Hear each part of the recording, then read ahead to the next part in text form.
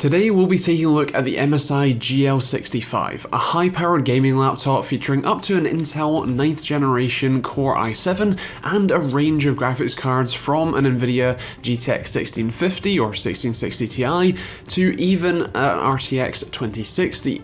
Let's start with taking a look at what comes in the box. First is the laptop itself and its protective sleeve, next is the power adapter, and of course a warranty card and product information. It powers through games like the latest Call of Duty Modern Warfare and popular titles such as Fortnite, Apex Legends and PUBG. Keeping all that cool is the MSI Cooler Boost 5 design, making use of dual fans, a total of 7 heat pipes and increased intake area from below with 3 exhausts at the sides. The redesigned base helps improve airflow by over 10% to keep you gaming for longer and cooler. MSI redesigned the GL65 chassis to have very thin bezels, just 5mm, around its up to 120 Hz IPS level display with a screen to body ratio of 82% for the best gaming experience possible. MSI have also included new giant speakers that are 5 times bigger than before, with a 40% increase in maximum volume while still having great quality and detail. They help you hear more from your games and work with the all-new Nahimic 3 software that's included on the laptop. MSI have also included the new MSI App Player, which was developed under exclusive partnership with BlueStacks to provide a seamless gaming experience between PC and mobile games, allowing you to play your favourite mobile games on the laptop at higher frame rates and better quality. The new GL65 also features an optional per-key RGB keyboard from SteelSeries that you can customise with lighting, macros and game sense to suit your playstyle perfectly. This laptop is suited for anyone who wants to play the latest games at high refresh rates, from Call of Duty to Fortnite.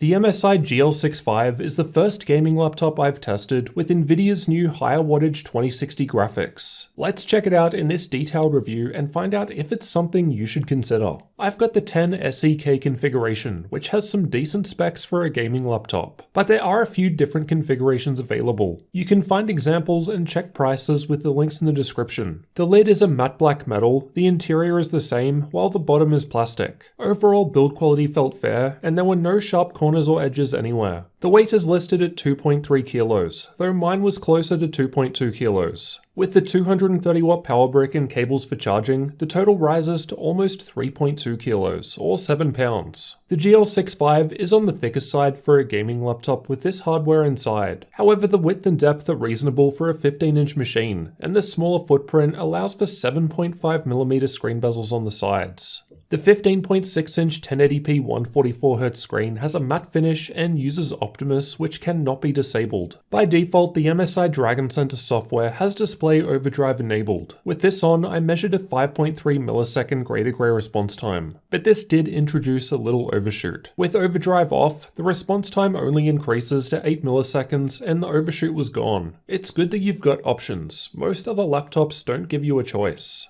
I've tested the screen with the Spider 5 and got 95% of sRGB, 66% of NTSC, 71% of Adobe RGB, and 71% of DCI-P3. At 100% brightness, I measured the panel at 396 nits in the center with a 640:1 contrast ratio. So pretty good results for a gaming panel overall, though lower on the contrast. Backlight bleed was pretty good too, just some small imperfections that were only detected on camera in this worst case. But this will vary between laptop and panel. There was some screen flex when intentionally pushing it despite it being metal, probably as it's on the thinner side, but the hinges otherwise felt sturdy, though they don't seem to be redesigned to be stronger like we saw in the GS66. It wasn't possible to open up with one finger, as like many other laptops from MSI, the battery is up the back with the heat pipes, but it still felt fine sitting on my lap. Despite the screen bezels being quite thin, MSI have still managed to fit the 720p camera above the screen in the center. No Windows Hello support though. This is what the camera and microphone look and sound like on the GL65. Here's what it sounds like to type on the keyboard, and this is what it sounds like if we set the fan to max speed. So you can still hear me okay over the fan noise. The SteelSeries keyboard seems the same as many others from MSI. It's got per-key RGB backlighting which illuminates all keys and secondary key functions, but they do also sell a red-only option. There's 4 levels of key brightness, or you can turn it off. I liked typing with the keyboard, no problems to report. Here's how it sounds to give you an idea of what to expect. The power button is above the keyboard on the right, as well as shortcuts to boost fan speed or change the keyboard lighting effect, but these can be done through software too. There was some keyboard flex when intentionally pushing down hard, but I never noticed any stability issues during normal use. The precision touchpad does not click down, however it's got physically separate left and right click buttons. It uses the available space well, and again worked fine with no issues to note. Fingerprints show up easily on the matte black interior and lid, but as a smooth surface, they're fairly easy to clean with a microfiber cloth. On the left from the back, there's a Kensington lock slot, air exhaust vent, gigabit Ethernet, HDMI 2.0 and mini DisplayPort outputs, USB 3.2 Gen 1 Type A port, USB 3.2 Gen 2 Type C port, no Thunderbolt, and 3.5mm headphone and mic jacks. On the right from the front, there are two USB 3.2 Gen 1 Type A ports, full-size SD card slot, power input, and no air exhaust vent on this side. I confirmed that both the HDMI and mini DisplayPort outputs were connected directly to the NVIDIA graphics. The Type C port does not have display output. MSI lists the HDMI port as supporting 4K 30Hz, but mine ran fine at 60Hz. The back just has a couple of air exhaust vents towards the corners with leopard text in the center, while the front has some status LEDs in the middle. On the lid there's an MSI logo in the center which gets lit up from the screen's backlight, so it cannot be controlled. Underneath there are plenty of air ventilation holes towards the back half of the machine, a stark contrast when compared to the tough A15. Getting inside involves taking out 12 Phillips head screws of the same size. It wasn't too hard to open, but I did have to pry around the entire perimeter. Inside we've got the battery right up the back with the heat pipes, which is why it's more back heavy. There are two memory slots and a single M.2 slot. Despite there being space for a second, there's no connector.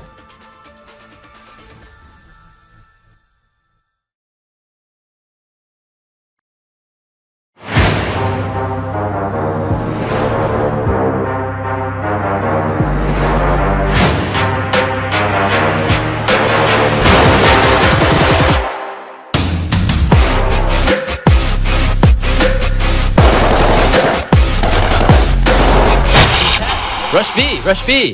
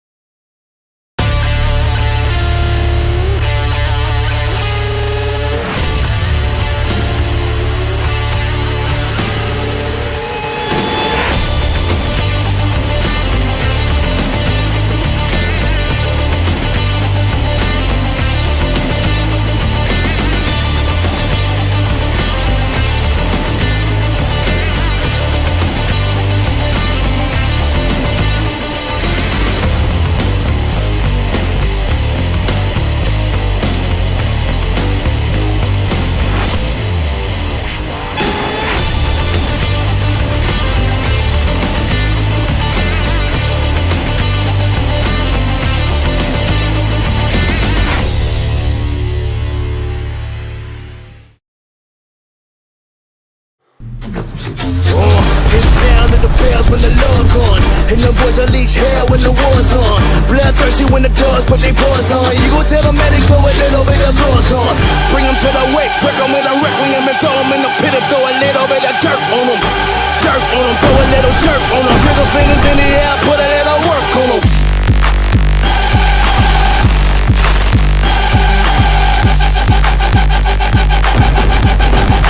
Put a little dirt on them.